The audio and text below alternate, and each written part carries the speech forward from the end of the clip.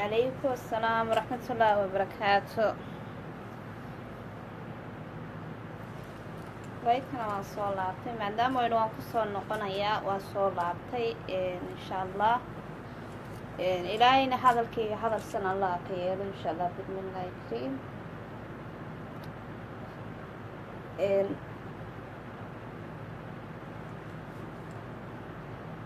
wax kalena uguma soo laaban aniga horta saad iiga barateen marka waanada inta waanada jecel maasha allah. aniga markaa run ahaantii baryahan ma soo galo sida hore uma soo galo saan awal hore usoo geli jiray. calaykum asalaam waraxmatullaahi wabarakaatu. soo dhawaada walaal waa anigii oo kusoo laba laabtay le. calaykum asalaam waraxmatullaahi wabarakaatu. soo dhawaada baryahana sidii hore uma soo galo waqtigayga iska yar ruux hooyaana waanahay. calaykum asalaam waraxmatullaahi wabarakaatu. walaalayaal soo dhawaada maasha allah walaalahayga muslimiinta ah. waxba walaali ma helin maasha allah alxamdulilah waxba walaali ma helin waanigii lahaa waa kusoo noqonaya insha allah bismillaahi kariim. there's nothing happen alxamdulilah.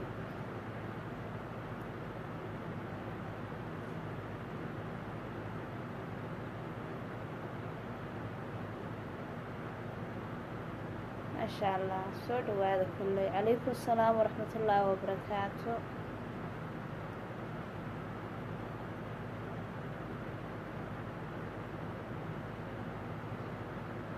maasha allah soo dhawaada. calaykum asalaam waraxmatullaahi wabarakaatu.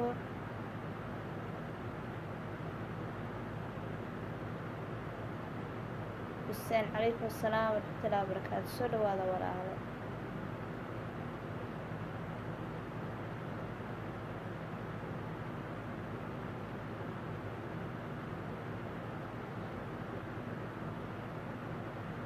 maasha allah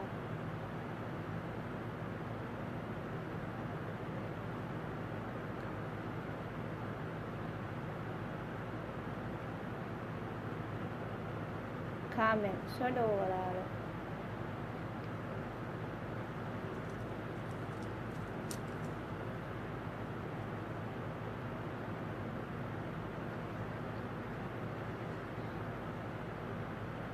sharmaake axmed jamaal thank you walaalo. soo dhawow maasha allah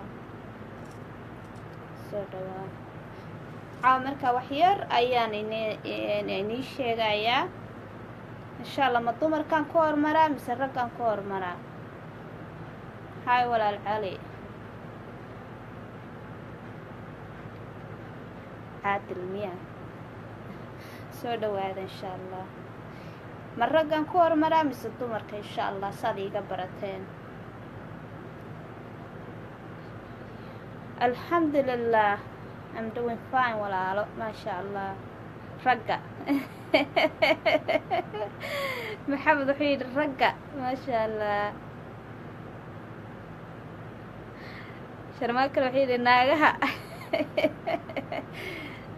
astaqfirullah maasha allah. ragga iyo naagaha waaya hadalka kalbuwa siduu u kala horeeyo. hadda haddii layn lagu jiro laynka qofka u dambeeya lama soo qabanayo moogta halka horun baa laga wadayaa. sharciguna ma dhigayo qofka u dambeeya inaa lasoo qabto. marka qofkii u horeeyay yidhi dumarka ka bilow yaa insha allah hadalkiisa aan ku bilaabayaa. waxaan ka hadlayaa caawa iscafinta ama israaligelinta ninka naagta iyo ninkeega ama ninka iyo naagtiisa faamilka insha allah. in badan waan hadlay laakiin insha allah waxaa jira waxyaalo badan oo raba inaan la isku sheego ama la iskugu faa'iideeyo. hadalkaygana hadalsan allaha ka yeelo aamin yaa rabbi aamin yaa rabbi.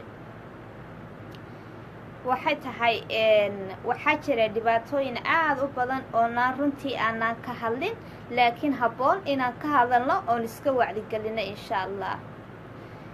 waxaan rabaa wacdigelinta markaa maanta waxay ku saabsan tahay insha allah hooyooyinka iyo aabbayaasha badanaa isqabta ayaan rabaa insha allah inaan xaliskooga bal intii igu raacsisanayna waad arkaysaan wixii qaladna waad ii sheegaysaan wixii saxana insha allah waad ii sheegaysaan ani waddanka qurbaha maraykanka ku noolahay waddankeennii maasha allah muddo aana dheerayn dhaweyn ayaa iigu dambeysay run ahaantiina inagu dhaqan baan leenahay asluub baan leenahay dad diinla baan nahay run ahaantiina ilmaheenna waxaa badanaa annaga xalaal bay ku dhashaa wax xaaraan ku dhashaa wuu yaryahay laakiin badanaa xalaal bay ku dhashaan because diinta islaamka ah ayaa la isugu meheriyaa labada qof waayahay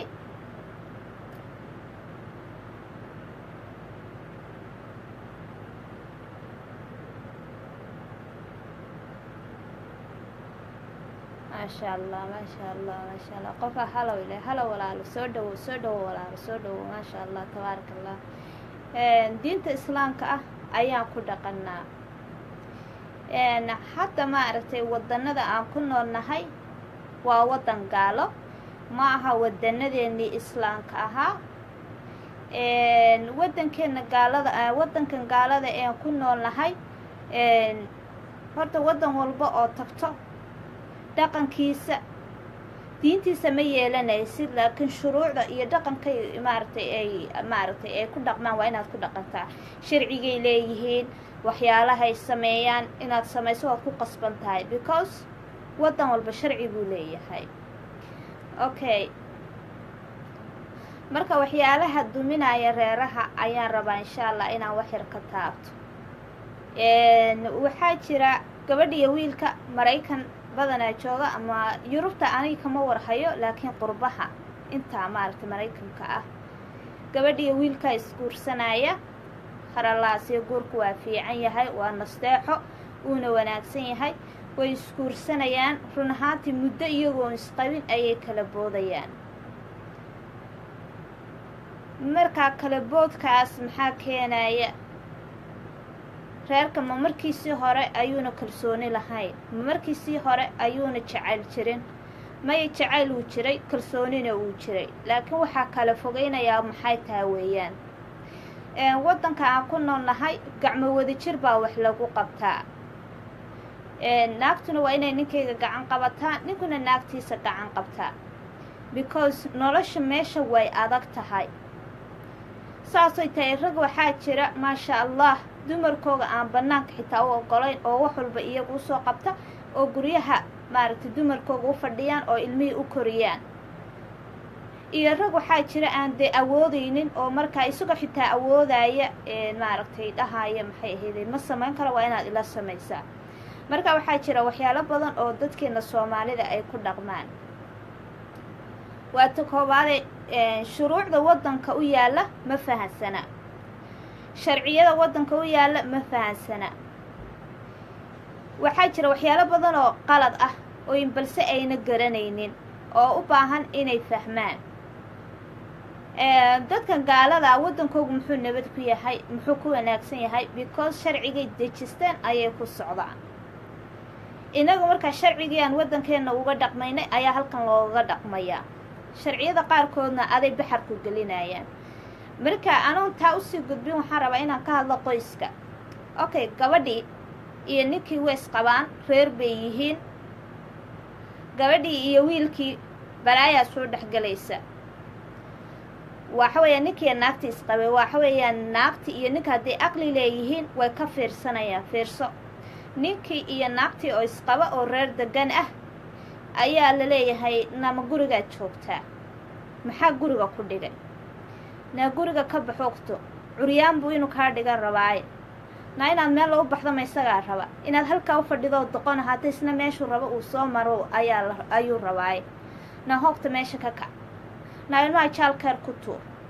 naa shaqayso naa beri isagaa halkaa ka baxaya bacdi madoobaad dharka ugu rida maxaa ku dhibay naayaahe naa qayrkaa waa kuwasaa bidixda uga hogoganaya waa gabadhii wanaagsaneed ee ilmaheyga dhaqanaysa ee reerkayga dhaqanaysa uma mishay daamada u iman oo qori daba wadato keegiiba soo gubtay hadday rabto keedii bay qootqooto ku haysataaba naa hoobta meesha ka kac naa waa dhimata naa qayrkaa waa kuwan baxay hebel diraca hebel ay xidhataa gurigayga maad aragta naadime adi gabadhii waxaa la gelinayaa koronto bilaa dab ah ee gaadhi taleefon koronto bilaa daba la geliya muujaarjiyoobi waa maya gabadhii oo ninku wuxuu imanayaa baytariguuba ka dhacsan yahay markaas qaylo iyo buuq iyo dagaal bay bilaabaysaa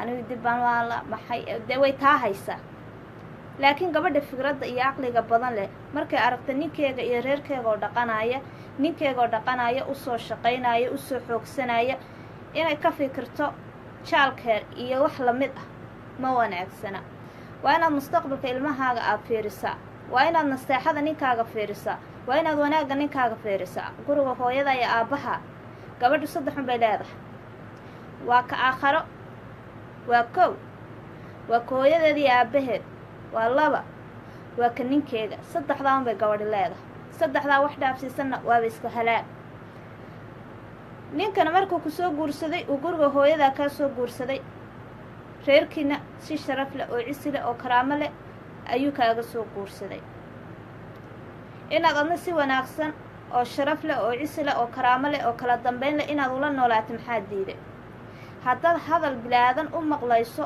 oo hadal uu qof kugu yiri aad u maqlayso sidee reerkaaga aad ku dhaqan kartaa sidee reerkaaga ku abaabulan kartaa ma abaabulan kartid inta aad ninkaaga aadan xishmeyneynin intaada ninkaaga aadan qiimeyneynin wax reeroo ku hagaagaya male ilaa 100 maad guursatida laakiin markaad xishmeynta iyo kala dambeynta aad barato ayaa lagu xiisayaa Soomaalida waxay tiraahaa aqal furan lama galay wiji furan ayaa la galaa raguna sidooda rageena Soomaaliyeed haddii aan ka hadlo waa qalbi jilicsan yihiin hadal wanaagsan ayaa walaahi naxariista dhan ka qaadaya ninku muxuu kaaga baahan yahay waa dad gabadh wanaagsan tahay hadal fiican oo kula hadasho waa koobaad hadal fiican oo kula hadasho wax ka wanaagsan ma laha adigana ilaahay agtiisa naxariis iyo waxaad kaga helaysaa ajir waana mid adiga waajib kugu ah hadal wanaagsan oo nasteexa ah hadalka wanaagsan qalbiga ayuu u fiican yahay laakiin markuu soo gala haddaad qaylo iyo buuq la hortagto dhibka dhan adaa wada taa ogow hadal naxariis ah waa koobaad waa talabaad gurigaagu mar walba inuu nadiif ahaado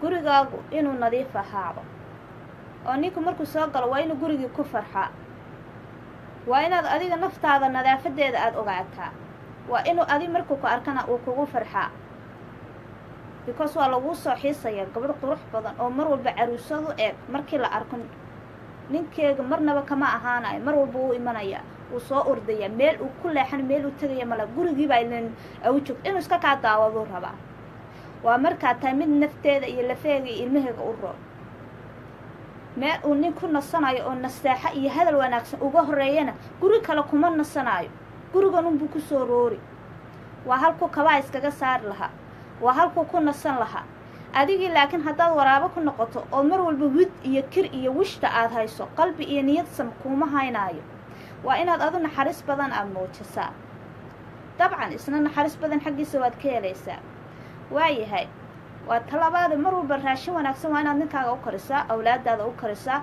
naftaadana u karisaa waa inaad ahaataa mid gurigeega ka adag waa inaad ahaataa mid gurigeega wanaajisa waa inaad ahaataa mid ilmaheega u roon markaasaad horumar aad gaadhaysaa talo walbana aad ninkaaga la tashato wax walba kula soo gudboonaado waxba ninkaaga ha ka qarin waa inaad u sheegto wixii dhiba yimaada u sheeg wixii saxay yimaada u sheeg wixii khayra soo biira u sheeg waxba ha ka qarsani mar walbaba daacadaha kalsoonin buuxda sii dabcan isna wuu ku siinaya markuu ku arko adoon waxba ka qarinay waa talabaade beenta badan jooji been ha u sheegin runta iyo xaqiiqda u sheeg wax walba say ku dhaceen iyo siday ku saalaysan yihiin u sheeg kuma iloobayo waa ta kale saaxiibkii noqo waa inaad saaxiibadiisu noqotaa waxa jeebkiisa ku jiro dhan baad kala soo baxaysaa waa markaad saaxiibadiisa aad u noqoto waa inaad kaalin walba oo ka bannaan aad u buuxiso. haddaad aragto isagoo stressor ama isku buuqsan haysta waxoogaa waani, ka farxi, ka qosli, la sheekayso, maaweeli. laakiin buuqiya qaylaha ku furin adoo og waxaan qaladkiiyo saxdiisa wuxuu yahay, laakiin haddana isku da qofka inaad dejiso. hadalka wanaagsan waa nasteexo, qalbigu u fiican yahay. waata kale haddii aad tahay naa qaylo badan oo ilmaha ku qaylida oo cayb badan, gurigaaga lama soo galaayo. waata kale ilmahaaga aabbahooda caayin, nasabkiisaa caayin, hooyadiisaa caayin, ehelkiisaa caayin, faamilkiisaa caayin. waa xaaraan. ninkaaga ku qaba intaaba kaa xaaraan bay yihiin inaad wax qaraabadiisa ama faamilkiisa ama waalidkiisa aad caydo. ha dhihin adi xitaa is caayin. ilmahaaga canaano, laakiin canaan maaragtay cay ah ha ku dhihin. canaan lafjabina ha ku dhihin. canaantuna ha ahaato midaad adu indhaha u casaynayso, iyayna ahayn mid dagaalo afkii cayo fawaaxsh uu la socdo.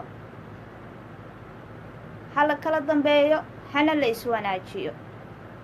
gabadha caqliga badan reerkeega way dhaqanaysaa. waa sidii hadda oday waxaa jira maasha allah ka hadla bulshada qaybta waliba facebook uu ka hadla.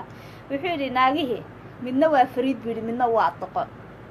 ta doqontaa buu yidhi waa ta gurigeega dhaqata. ta fariidaynaada waa ta shilmad intay geeska saartay magaalkayga galays ee baabuurka saa u wadato. beenna maaha. naagta maanta reerkayga dhaqanaysaa waa doqon.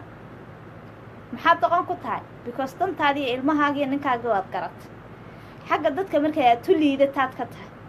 waxaa ku leedahay naag baa dhahaysa wallaahi bilaahi noloshay hebla ku nooshahay dhimashaa ii dhaanta. noloshaada adi ku nooshaynayna iyadu haysanin baa laga yaaba. oo hadday helayso carabkas cirkay soo leefi lahayd. marka qofka kuugu dhow laba isqaba horta adduunku maanta lamaba arki karaba, cadowbaaba lagu yahayba. wuxuunbaa ku soo dhexgeli, balaayuunbaa ku soo dhexgeli. markaa reerkaaga asluubtiisa ilmahaaga wax u dhaama aabbahood ma jiro. I'm telling you the truth. naagu waxay dhahaan silic ku nool 30 guursataa dhaanta. ma xuma 30 baad guursatay, 30 ciyaaloo kale aabbaad dashay. inta aragtay baa aragtay, xanuunteeda iyo dhibkeega waa dareemaysaa. dabcan waa wax adig ku dhibaaya. dumarka qaarkoodna maba daneeyaanba, they doesn't care. waa inaad fikirtaa, waa inaad maskaxdaada ka shaqaysiisaa. gabadh walba waxay ku habboon tahay guurka koobaad. calaykum assalaam waraxmatullaahi wabarakaatu. cabdi walaal soo dhawo, waa ku salaamay. guurka koobaad horay soomaalida ugu maahmaahday. guurka hore guurka dambe ma gaadho. beenna maaha. guurka koobaad waa guurka ugu wanaagsan. waxaan rabaa dhallinyarta yarara ee soo kacaya inay iga faa'iidaystaan. wax walba oo dhaca, wax walba oo la sameeyo, guurka koobaad ha ka tegin weligaa. haddaad guursanaysana yaraan ha ku guursanin. waxaad ku guursataa waqti aad wax walba kala garanayso, saxa iyo qaladka aad si fiican u kala garanayso, ood maskaxdaada ku socoto. dhibaatooyinka badanaa waxaa keena guurka yaraanta ah, because sax iyo qalad ma kala garanaysid. meeshaad u socoto iyo jihadaad u socoto ma kala garanaysa. still adoo aqli leh, laakiin run ahaantii ma kala garanaysa waxa saxda iyo waxa qaladka ah. guurku markaa wuxuu ku habboon yahay exactly waqtiga age-ka saxda ah ee lagu guursado haddii aan nahay ama dumar ama rag.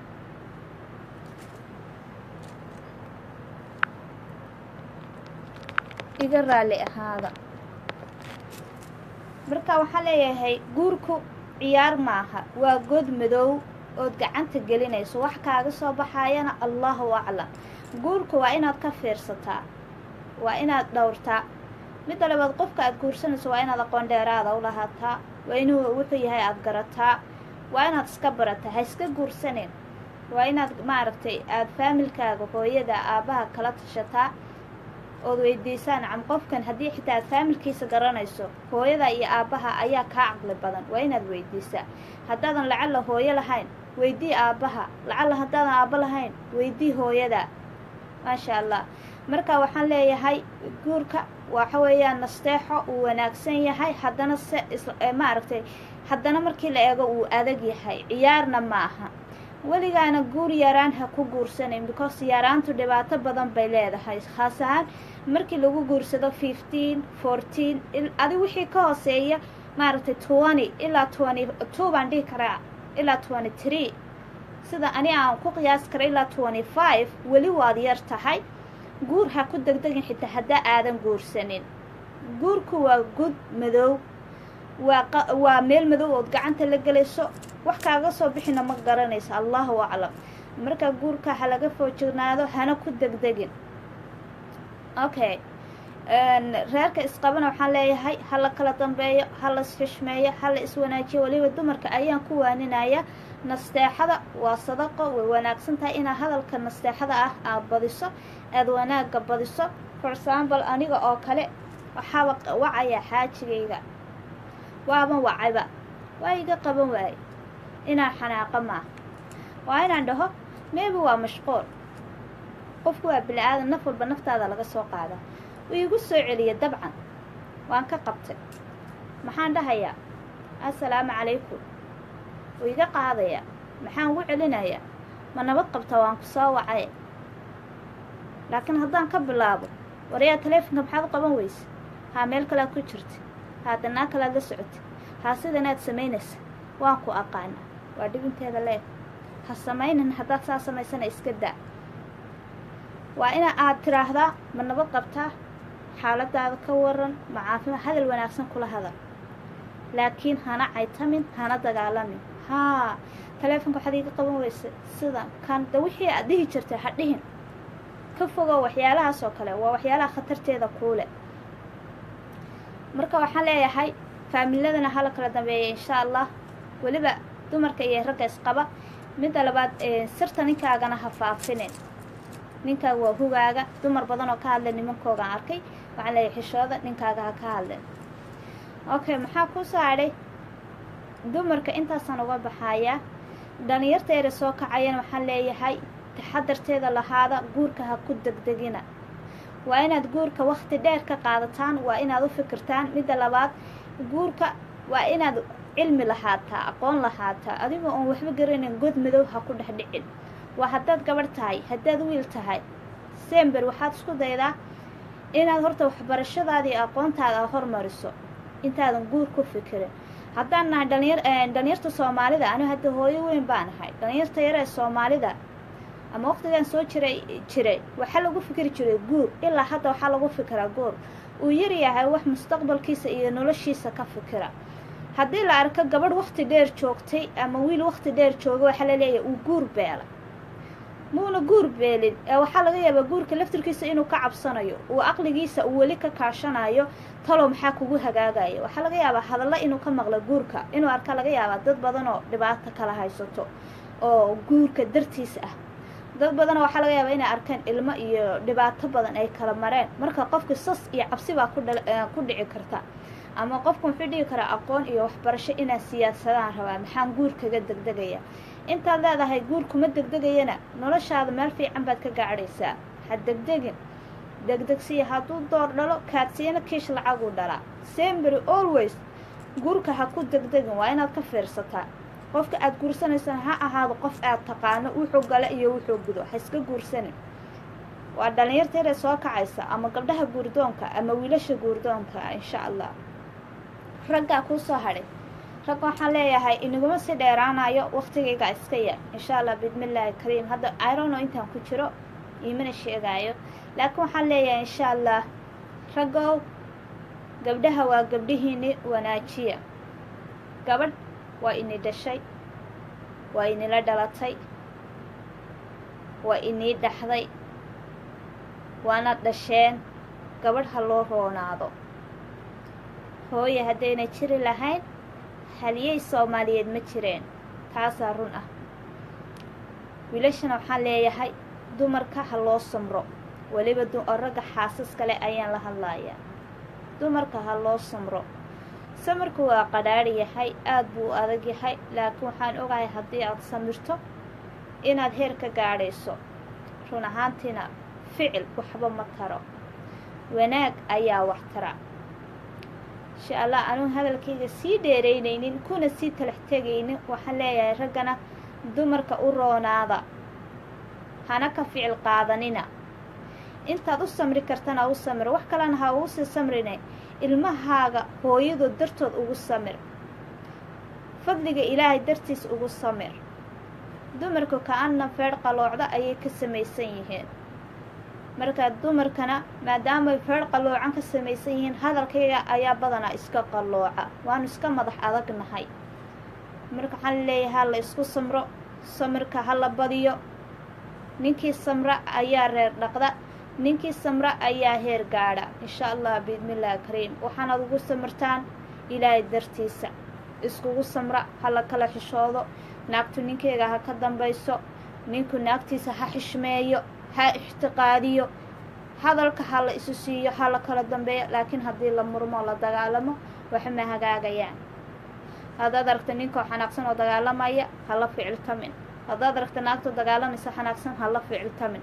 waqti see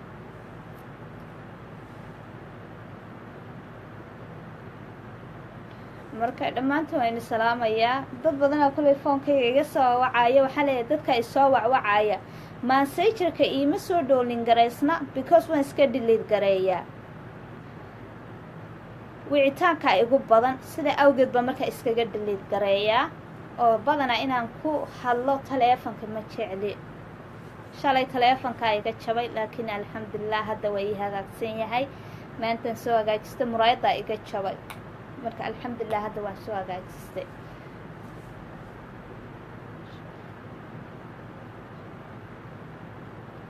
maasha allah. marka anigoon hadalkaygana sii dheeraynaynin, khayr allaha ina siiyo. fideogii horena ilaahay waxaan ka baryayaa dadka in ilaahay dhibka ka dulqaada insha allah. kanna kolley waxaan leeyahay hala kala faa'iidaysto insha allah. aniguba hooyaanahay, wanaagga waan jeclahay because xumaan waxba ma tarto. wanaagga waa wax fiican, waa wax maaragtay niyadda u roon. waxyaalo badan oon aniga experience u leeyahaa jira, waxyaalo badan oon aada ugu ildheerahaa jira. markaa waxaan ogahay wanaag wax dhaamaa inayna jirin. wallaahi wanaag wax dhaamaa ma jiro. oo dar ilaa iskaga samirto, ood mar walba tiraa ilaahayow ilaa umuuraha ii sikri yaa rabbi yaa raxmaan, ood ilaahay iska barido. wallaahi ilaahay waa kuu sikhirayaa. waxaad ficil iyo dagaal ku weyday ayaad wallaahi naxariis iyo wanaag aad ku helaysaa. waxaad dagaal ku weyday ayaad wanaag ku helaysaa because anaa wax walba soo arkay, anaa soo tijaabiyey, anaa og, anaa waxaa aqaanaan inii sheegayaa. naxariista wax ka fiican ma laha, wallaahi bilaahi naxariista ma aragto wax ka fiican ma laha. ka-anna waxaan ogahay dagaal inuuna waxba soo kordhinaynin, oo naxariista iyo hadalka wanaagsan ay tahay mid nasteexa ah. for example waxaa jira dumar waxaa jira badanaa maaragtay haaheeya raaca oo iska dhagaysanaya dumar waxay dhaheen. haddaad haaheeya raac tahay wallaahi maaragtay khatarteedaad leedahay. talabaad waxaan leeyahay dumarka muslimiinta ah, for example gabadh baa isoo wacaysa, way dhiban tahay, waxay leedahay walaasha waan dhibanahay, ninkiibaa sidan yeelaya, ninkiibaa maxay yeelaya. way kuu sheegata waa gabadh walaashaaya, maxaad kula talin lahayd? dumar baana waan isnaqaanaa moogta. dumarka gaaliya islahaadaan waa isku mid weeyaan, waxay ku kala duwan yihiin mala. dabeecadda waynu ka simannahay, shaydaan baa nagu xidhiidha. maxaad leedahay? naa ninka iska furhoogtoo bada khascili, naa waxaan sameyn, naa sidan naagti baad maskaxda iyo qalbiga iyo niyadda ka degaysaa. reerka hadduu burburo dembigeega yaa iskale, adaa iskale. kulli fidna cindigaal adaa iskale. adaada u horseegay, adaa burburkan keenay, adaa dhibaatadan keenay. maxaa markaa lagaaga baahan yahay? naxariista muuji. maxaa ku didinaa tara walaal iska samir, dhibka wuu iska wala jiraa, aqaluba in gubtaa hoos taala, hooyaan koriyo hoos ooyin reer ma dhaqato, hooy iska samir walaashay macaanay, wax kaloon ku dhahaa ma jirto. laakiin haddaad buufiso, buufmada ayay ula tegaysaa, ninkayga ku qarxaysaa. dhibka halkaa ka yimaadana walaashay adaa geystay. marka waxaan leeyahay dumarka waxa weye shaydaan baa ku shabahan. sidoo kale raggana waa waaninaya, waxaan leeyahay nin walbo naf walba naftaada ka soo qaad. haddaad aragtaan qof walaalkaayo oo rag oo dhiban hadduu kuula imaado ha horboodin waa inaad dejisaa wax wanaagsanna u sheegtaa because qof ragaa tahay laakiin waxaad ogaataa haddaad qalad aad gasho oo qofkaa adigu aad dirto adna inay beri kugu dhici doonto because alla subxaana qaadira ayaa kuu jeeda hadal wanaagsan iyo waxaad nasteexo ka dayayso u sheeg qofkaa walaalka ah laakiin ha horboodin waa talaabaada qof aadan aqoonin wuxuu yahay iyo wuxuu galo waxba ha ka sheegin waa xaaraan waa inaad sheegtaa xaqiiqda iyo runta waxaa ku saalaysa marka ilaaha subxaana qaadira ha laga boqo haddaad naag tahay haddaad nin tahay qof aadan aqoonin waxba ha ka sheegin subxaana allah waxba ha ka sheegin qabrigaaga u baq qiyaamahaaga u baq ilaahaaga ka baq waad dhimanaysaa gudyar baa lagu geynayaa oo 3 xusul ah kafan cad ayaa lagugu xidhayaa camalkaaga oo keliya kaa raacaya adduunyada saasaa lagaaga wadaya camalkaaga waa khayr iyo shar waxaad shaqaysatay ayaa walaahi godka aakhira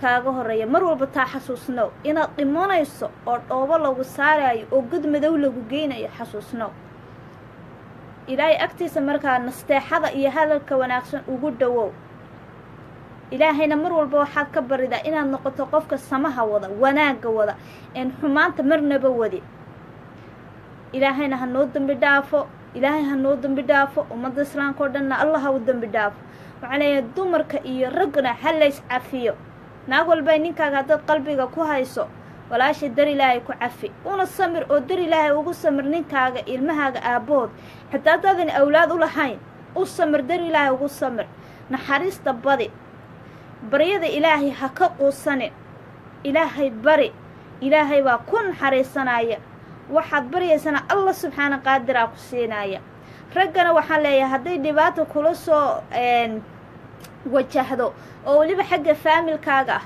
xagga ilaahay u roo tol iyo dad ha raadsanin ilaaha subxaana qaadir soo reerkan kuma siin ilaaha subxaana qaadir soo ninkaama dhigin ilaahaa ku abuuray ee nafta ku geliyey ee caafimaadka ku siiyey u sujuud ilaahaa weyne waaxida bari dhibaato walboo kugu timaado oon reerkaaga oo keliya ahayn alla subxaana qaadir hortiisa istaag oo ilaahay u tuko oo ilaahay bari baryada alla ninkii badiyaa faa'iido weyn buu ka helaa isku day inaad mar walba taa samayso waxaan ogahay ilaaha subxaana qaadira haddii aad ma aragtay aad xidhiidhiso oo xadhigga ilaahay aad xajisato oo allahaaga subxaana qaadira u sujuuddo ma ogtahay salaadu qiimahay leedahay dembi walba ood soo samayso oo waxyaalaha aan diintu aan ogolayn aan ahayn dembi xan iyo waxaas waxa doonaha salaada tukataaba inay dembigaa kaa dhaqayso ma ogtahay salaadu inay dembi dhaaftahay ma ogtahay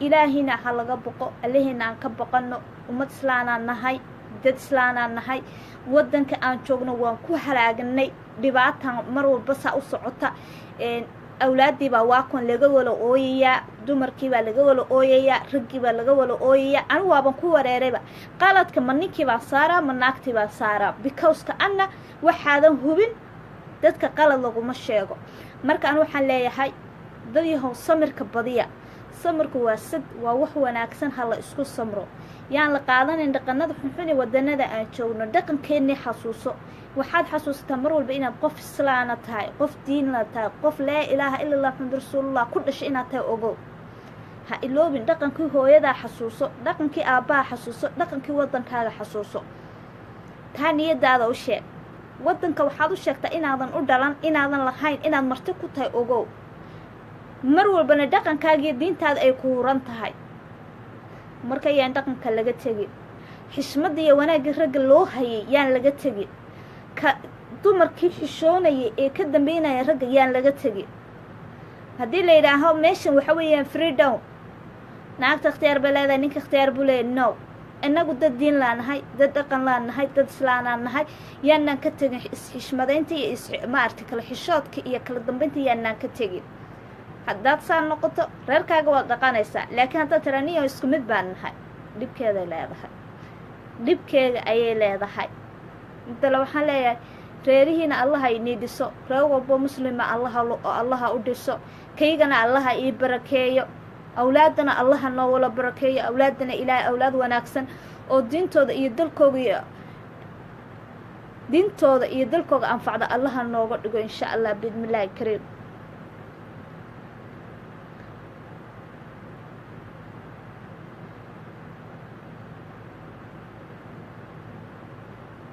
insha allah bismillaahi kariim waxaan leeyahay walaalahayga muslimiinta ah ani waan jeclay inaan nin waaniyo ani waxaan jeclaa waxa khayrka inaan inii sheego anigana ilaahay ii baryo inuu ilaahay dembigayga dhaafo dembiga waalidkay dhaafo dembiga ummadda islaamka qof walbo muslimana ilaahay inuu dembigiisa dhaafo insha allah bismillaahi kariim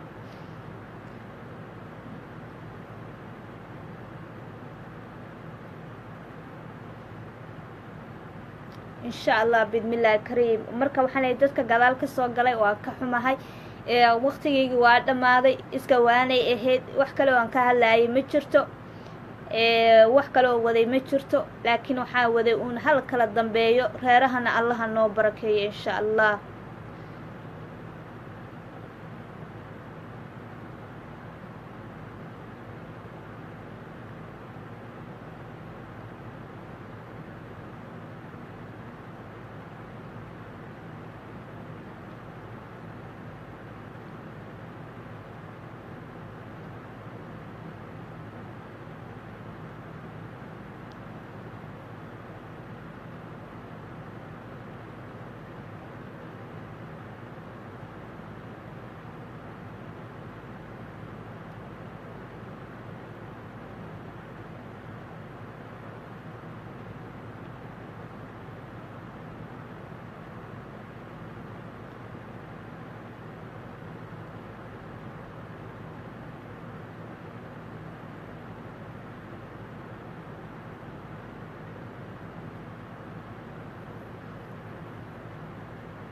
commentiga akhrinaya iga raali ahaada calaykum asalaam waraxmatullaahi wabarakaatu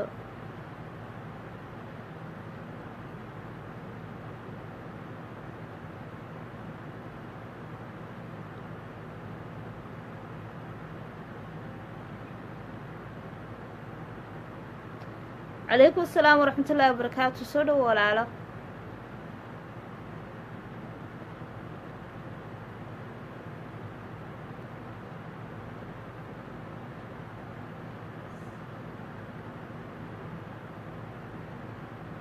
subax lamida walaal anaga kule habeen bay noo tahay habeen wanaagsan hadday subax ku tahayna subax wanaagsan walaalkay maasha allah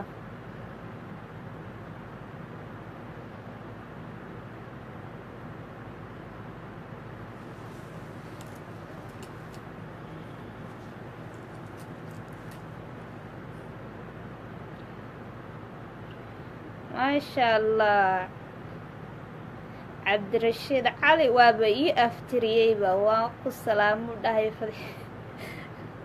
maasha allah walaalkii soo dhawo kolley inaan ku aqaano laga yaaba laakiin bicturekaaga si fiican uguma jeedo yaa maasha allah maasha allah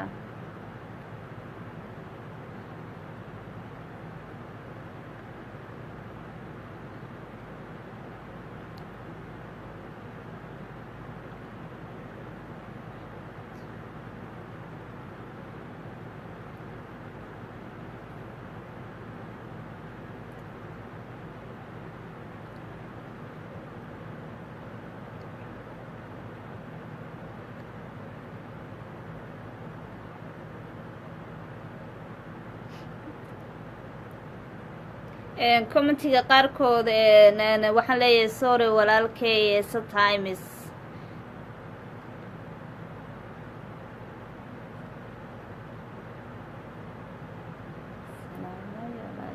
maasha allah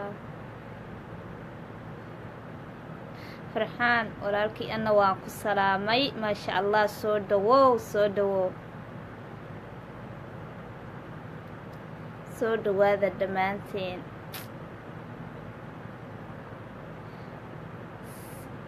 kule hadda waan kasii baxaayey maasha allah waa waqtigaan kasii baxaayey dad qaarkood waxay u yidhaahaan maxaa xijaabka u xidhatay maxaa naqaabka u xidhatay wallaahi horta I wish for good inaan xidhan lahaa. waan jeclahay alaabtan wallahi I love it. runaantana markaan xidho maaragtay aadaan ugu qurux badanahay maasha allah, xasiloonin badan, niyado qabow. I feel like maasha allah, you know, but at the same time maaragtay maadaama uu tahay qof shaqaynaya sidan haddii la ii ogolaan lahaa waa ku shaqayn lahaa, laakiin alxamdulilah caadi baan ku shaqeeyaa. laakiin maryahayga caadigaan iska xidhaa alxamdulilah.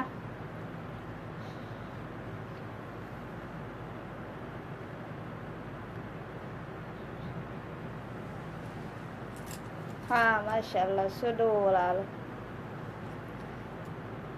marka waan jeclaan lahaa inaan mar walba aan xidhnaado, waa maradaan ugu jeclahay. markasta haddii aan gurigayga joogo oon rabo inaan magaalada iyo meelaha aado, most of them waa iska xidhaa. waan jeclahay meelahaas gaaladu ku badan yihiin baan la tagaa, cidnana ima baadar garayso. ilaahayna mar walba waxaan ka baryaa ilaahay inuuna dhib iiga keenin maadaama muslim nacaybku aada u badan yahay. laakiin waxyaalahan kala kulma waxay tahay waa la ifeeriyaa, aad baa la ii feeriyaa. oo maaragtay dad waxaa jira aan weligood arag qof sidan u xidhan, way kusii feerinayaan. hadday qof dumara tahay waan u tagaa, waan la hadlaa, wejigaygaan tusaa, waxaan dhahani qof dumaraanahay, oo way qoslaan, haag ba i siiyaan. waxaana dhihi lahaa dumarka qaarkood qof dumara oo kaa cabsanaya haddaad aragto u tag, lana hadal, wejigaagana tus maadaama qof dumara tahay. maasha allah. marka insha allah taana maxay hiday because iyagu waxaan ma xidhaan oo dee diimo gooniya haystaan maadaama annagu dad islaana nahay, diinteenu nagu amartay inaan is asturno. laakiin dad waxaa jira wallaahi muslin ah oo kula yaabaya oo necab maradan, boqol baa igu dhahaya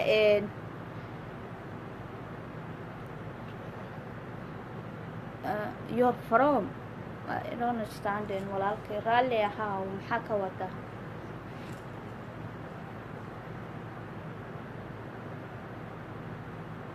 aan ku agaajiye maxaad ka wadaa, where are you from? marka maasha allah maradan is the best. I love it, I love it, I love it wallahi. marka maadaama ay diiman gooniya haystaan ma jecla waxyaalahan hadday arkaa kula yaabayaan, way kaasii cararayaan. laakiin dad waxaa jira aan kaa cararayn oo kuu qoslaaya. adida xitaa haddaad qosasho waxay kaa arkayaan male moogta, waa jugjug meeshaada fadhi. marka waxyaalaha u badan ee sameeya waxay tahay meelaha homelesska iska tagaa ma arkino, waxoogaa waa ugu ridaa. maalin dhexdeeda oo tegay meesha dhatoonka oo dad masaakiina ugu riday, nin boolisa ay imaaday, wuxuu igu dhahay oo aad iyo aad baad u mahadsan tahay. markaasaan ku yidhi adiguna waa mahadsan tahay. markaasuu igu yidhi muslim maa tahay? markaasaan ku yidhi haa muslim baan ahay. markaasuu igu yidhi muslimiintu waa dad aada u wanaagsan, dad badan baan la kulmay, muslimiintu badana aada waxaa u caawiyaan dadka masaakiinta ah. haa baan ku dhahay. laakiin igu dhahay maadaama adiga aad sidan waxu bixbixinayso ma ogtahay dadka inay kalgacal badan ee uu samaynayso. afcourse aan ku dhahay waa ogahay, laakiin waxaan tusayaan ku dhahay dadkayga muslimiinta inayna dad dhib la ahayn. markaad xidhantihiin xijaabkani waxaa ma aragtay waa inaa maaragtay aada istustaa dadka oo nacmina qof muslina tahay oo dadkan lamid tahay, ood u sheegtaa oo tiraa aniga adi isku mid baan nahay, jis waxaan ku kala duwanaha waa diinta. aada u sheegtaa ood la sheekaysataa oo maaragtay qof obina aada noqotaa. laakiin dadkii markay kusoo fiiriyeen adna haddaad si xun usii fiiriso adoo sidan u xidhan way kaasii cabsanayaan. marka aragto group is haysto dumar oo soo yar fiirina waa loo tagaa, waa la salaamaa. af ingiriiska war eefa oo taqaano dubba la dhacsadayda xitaa haddaad rabtid kula hadal, la enjoy garee, iyagoo qoslayaad ka imanaysaa. maxay markaa ay dhalinaysaa taa qof kaloo kula mida hadday arkaan hadhow tol waa u qoslaayaan. marka insha allah taana aan ku dadaalno wixiina inagaa samaysan karna inagaa ku dadaali karna haddaan wixii samayno midda labaad dadka homelesska ee meelaha taagan markaad aragtaan tusa diinta islaamka naxariista ay leedahay u laaca si ayna ma aragtay noo nicin kalgacalka waa laskala samaystaa dadka waa la salaamaa hay baa la dhahaa because iyagu assalaamu calaykum yaqaanaan ma og tahay sidoo kale dukaanada marka aad tagto dadka ku fiirinay haddaad aragtay hey guys ku dhe oo iska salaama aragtay you know laakiin dadkii ha kasii cabsiinoo adna si xun ha usii eegin waa inaad isfurfurtaa oo social iska dhigtaa qosashaa la hadashaa oo tustaa qof iyagoo kalea inaad tahay oo hadduu qofku ku weydiiyo ku idhaaho sababta waay ood waxaan u xidhanta waxaad leedahay oo thank you baad taagantahay marka ugu horeysa waa mahadsan tahay diinteyda weeyaan okay bay ku leeyihin diintaada mar hadday tahay kugu siboor garaynayaan kugu maagtay garaynayaan deynoo diintu waxay tahay marka insha allah hala dadaalo kan ayaan la nicin ani dad badanoo soomaaliya oo igu dhahayo waxaan maxaad ka xidhataa maad iska daysadaa iska tuur wallaahi bilaahi imisaan la kulma igu dhahay waxaan iska tuur kuma qurux badni tuur waa lagu dili karaa dad baa kuusoo adeegsan karaa laakiin I don't believe that maba aaminsaniba I don't believe that inuu qof igu agtaa garanaya maba aaminsaniba bildin danaan deganahay anaa wax ashahaata oo muslina oo soomaali ama cid walba ha ahaata keligay baa ka degan saa ano abaan baxaa waana ii qoslaa ma aaminsan marka inaad diinteyda macaan qofna igu agtaa garanaya waa attentionka kolba saad adigu bixiso always open qof iska dhig qof furfuran oo dadka salaamaaya hala dhaafin salaanta haddaad aragto group gaalo oo meersla taagan la hadal ama ha ka qaadaan ama yayna kaa qaadin laakiin 100% kuwa qaarkood way kaa qaadayaan kuwa qaarkoodna inay kaa aamusaan baa laga yaabaa but waxba ha ka soo qaadin never mind just iskaga dhaqaaji laakiin kuwa waxaa jira aan kula dhaafin oo ku salaamayo hay ku dhahaaya hadday su'aalaha qaarkood ku weydiiyaana uga jawaab si naxariis ugu jirto qosol ku jiro uga jawaab aqli baa loo baahan yahay moogtahay laakiin haddaad tar diinteeda waa agtaa garanaya diinteeda sida ku dhahaya adaa dhibka wada hatuusan diintaada inay kugu agtaa garanayaan waxaa tustaa naagta naag lamida inaad tahay jas aad diinta ku kala duwantihiin iyadna diin kala haysata adna aad diinta haysato waxaad leedahaa waa diinteyda inaad sida isku asturo waa sidan uga sheekay diintaada wixii aad taqaano dase maasha allah markaa maxay aheeday aan inagu dadaalna inaga ahaan aan dadaalno haddii ilaahay idmo dhammaantiina waa ina salaamayaa waxaana leeyahay hala noolaado diinteenna guul insha allah ilaahay diinteenna islaamka ah dhib alla uma keeno dadka islaamka meel walba joogo dhibana allaha dhibkaa ka dulqaado reerahana allaha isku xasiliyo intii dhib haysatana allaha ka dulqaado intii xanuun haysatana allaha ka dulqaado inta xanuun sariirta la jiiftana allaha ka dulqaado intii naxariis iyo farxad ku haysatana allaha u siyaadiyo inta hooyo iyo aabbo farxad ku nool allaha farxadooda ha u siyaadiyo inta hooyo iyo aabbo dhib ku nool allaha dhibka ka dulqaado adduunka ummadda islaamka oo dhan baan u ducaynayaa ininka meesha ku jiraan inii ducaynayaa waxaan leeyahay walaaladay qofkii dhib haysta ee halkaa caawa fadhiya ilaahay dhibkaa ka dulqaado ilaahay dhibkaa ka dulqaado aamiin dhaha ilaahay dhibkaa ka dulqaado qofkii nasteexo iyo farxad haystana allaha u siyaadiyo qofkii dhib uu ku soo socdana allaha ka qabto qofkii xumaan qofku wada allaha ka qabto ilaahayow ka qabo yaa rabbi yaa raxmaan shaydaanka cadowga ahna yaa rabbi naga qabo ilaahow naga qabo ilaahow naga qabo waxaa leeyahay gabadha guurdoonka ahna ilaahay guur khaar qabo oo fiican oo wanaagsan oo ku nasato oo ku hagar baxdo allaha siiyo wiilka guurdoonkaana waxaan leeyahay ilaahay gabadh khaar qabta oo wanaagsan uu ku hagar baxo allaha siiyo waxaan leeyahay naagu lama dhehe naag khaar qabta allaha siiyo ninow lama dhehe nin khaar qaba allaha siiyo caruuray lama dhehe caruur khaar qabta allaha ina siiyo annagana kuwayaga kuwa wanaagsan allaha nooga dhigo hooyadii caruur haysata ilaahay caruurtaada caruur wanaagsan oo baariyaal ah oo ku naxariista oo xaqaaga hooyo guta allaha kaaga dhigo aabbaha caruur haysto ilaahay ubadkaaga ubad khayr qaba oo wanaagsan oo baariyaala allaha kaaga dhigo aamiin ya allah aamiin ya allah waxaan leeyahay dembigiina iyo dembigii waalidkiina allaha dhaafo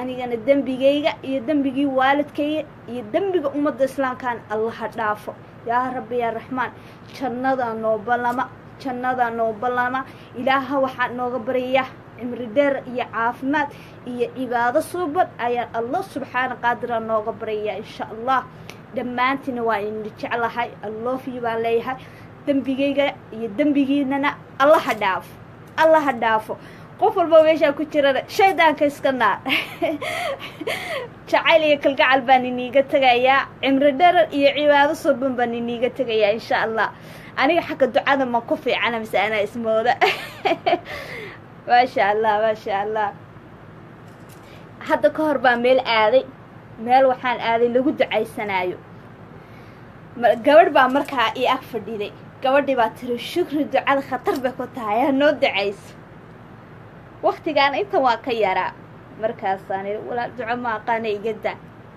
ma inaad ducaysaa jirtay tiri marka ducooyinka waa iga kala lumeyna ducooyin la ibaray bay ahaydoo halkii baan duceeyey markaas gabdha iyo dumarkii madaxa iga wala dhunkadeen maasha allah waan farxay waan kululaaday waan dhididay because intaasoo qof oo kuu soo kacdo oo ku dhunkata maasha allah ku tiraa you cannot imagine ani meelo badan ayaa maro madaxa la iga saaray ilaahay baa la isiiyey alxamdulilah meelo badan oo ka hadlay oon heshiiska dhaliyey oo cumaamado madaxa la iga saaray la dhunkaday oo maasha allah halkaa la iigu duceeyey marka alxamdulilaahi rabbilcaalamiin maasha allah ani ma jecli dadka inaan dhibo laakiin waxaan jeclahay inaan la farxo oo maaragtay la qoslo oo maaragtay maasha allah wanaagga la qaybsado marka waxaan leeyahay ducada waa la yidhaah waa taqaanaaye laakiin ani ahaan walaahi ma aaminsan been ma fiicno moogtahay waxaan iska jeclahay laakiin inaan duceeyo wallaahi qof walba oo walaalkaya aan u duceeyo gabadh walba oo walaashayna aan u duceeyo ayaan jeclahay ducadu waa wanaagsan tahay waana fiican tahay diinteenaana noo sheegtay inaan qof walbo qof walaalka oo muslina inaan u ducayso inay wanaagsan tahay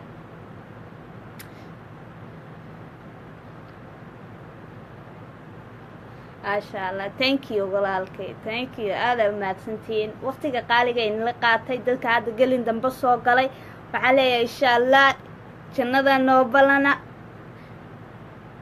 waa saa iyo nabadgelya iniiga tegayaa is arag dambe oo xiisa leh insha allah annada ii duceeya ani iima ducaynaysan miya hadda anayna walaashiin baanahay ii duceeya bal ducadiina aan fiirsade ducadu way wanaagsan tahay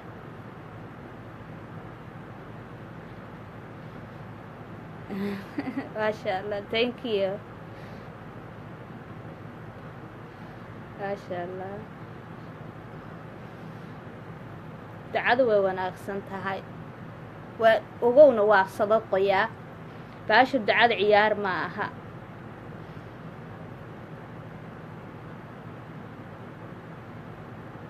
maasha allah thank you walaalo maasha allah thank you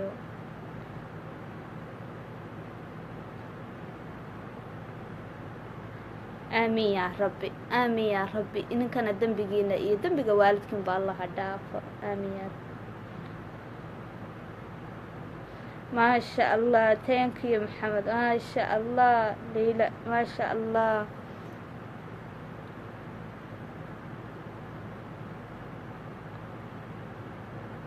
warsame maasha allah magaca horaan ka tegay raallaha baaya maasha allah maasha allah ibraahim thank you walaalo maasha allah ilaahay dembigaaga ha dhaafo shakuur walaalo thank you carabi baad ii soo qortay maasha allah tabaarak allah ilaahay ajir iyo xasanaad allah subxaana qaadir allaha kaa siiyo insha allah axmed walaalkay thank you walaalo jazaakum maasha allah wiilka kale carabi baa ugu qoran sadiqliya thank you walaalo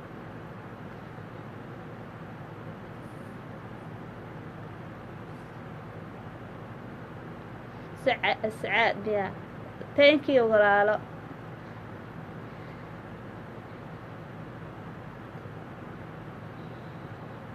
cabdiqadar thank you walaalo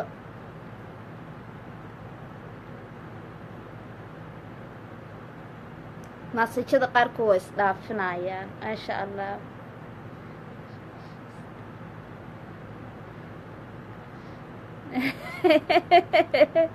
ibrahim wakaan soomaaligana waa bartay hadda ani dadka igu soo jeedin maasha allah wuxuu dhaya iyada ingiriis lay akhridaa ingiriiska laftirkiisa caawiya baaba soomaaligaan barbaranaya hadda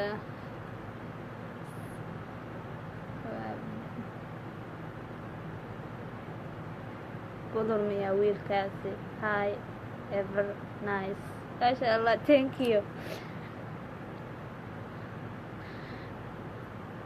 same maasha allah samiir miya same baa loo dhahay maasha allah umo maasha allah umo abaayo thank you abaayo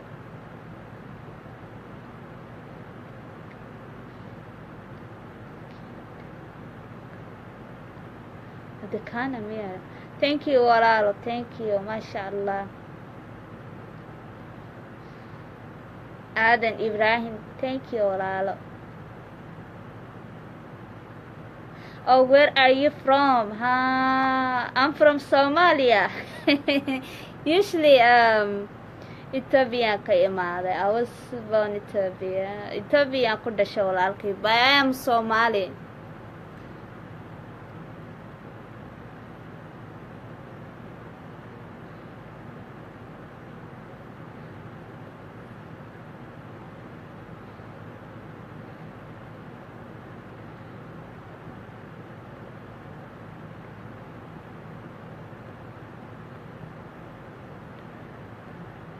bare miya wiilkaasi bare inuu yahay umaleyna baro miya welcome walaalo qalad haddaan dhahana sorry oo walaalku wuxuu weydiiyey where are you living walaalo I live Washington you marry buu dhahay wiilkaasina yes walaalo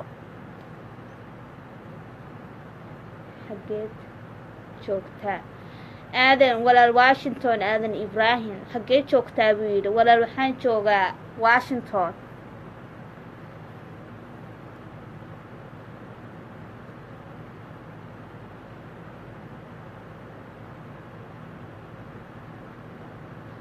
where are you living my sister maasha allah maxamed I live Washington walaalo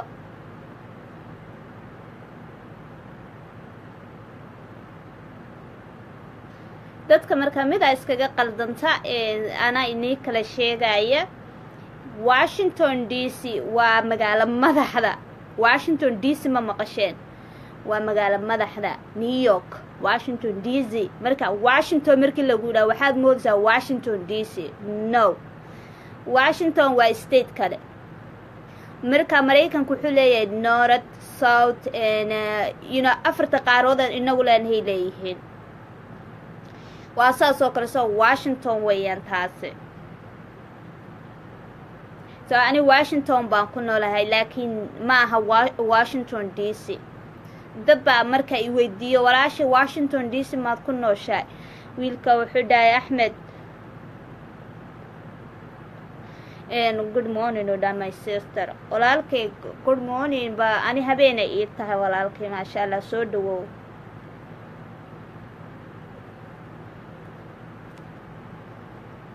Jamila masha Allah thank you so much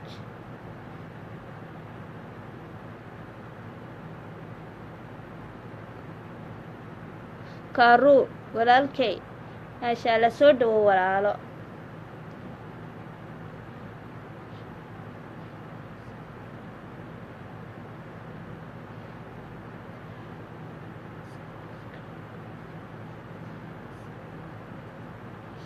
oh my god Ibrahim thank you walaalkay aad iyo aad u mahadsan tahay masha Allah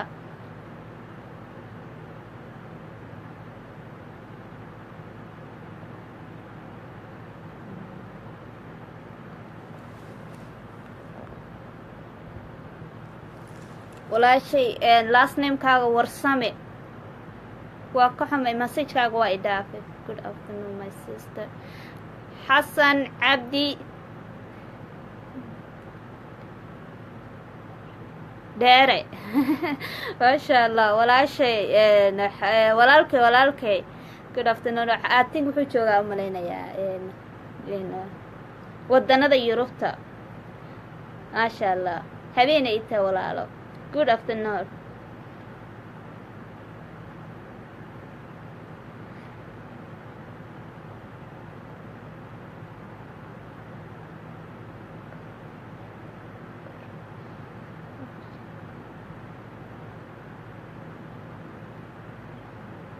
Ryan. Okay. Muhammad. maasha allah su-aalay dadku weydiinayaan insha allah intaan ka jawaabi karo waan ka jawaabi.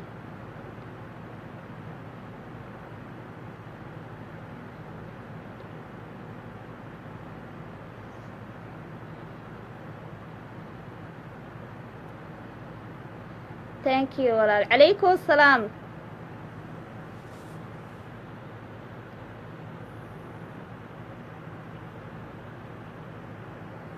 صابر. عليكم السلام walaal.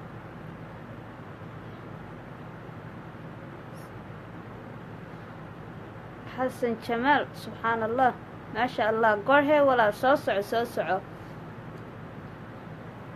good morning Dubai. maasha allah sakiriye moxamed from Dubai. house Dubai walaalo say tahay maasha allah.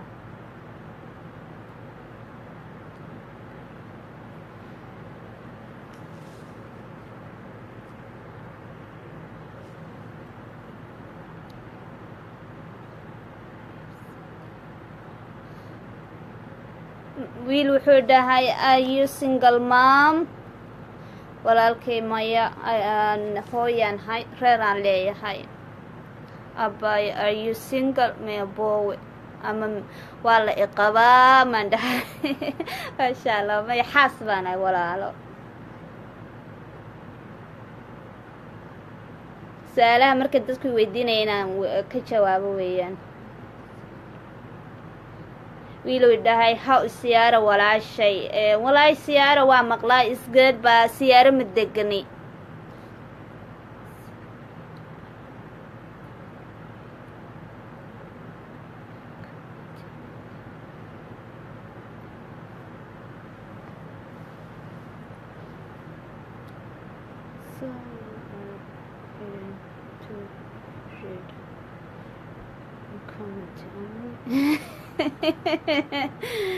Yeah, I was reading the yeah.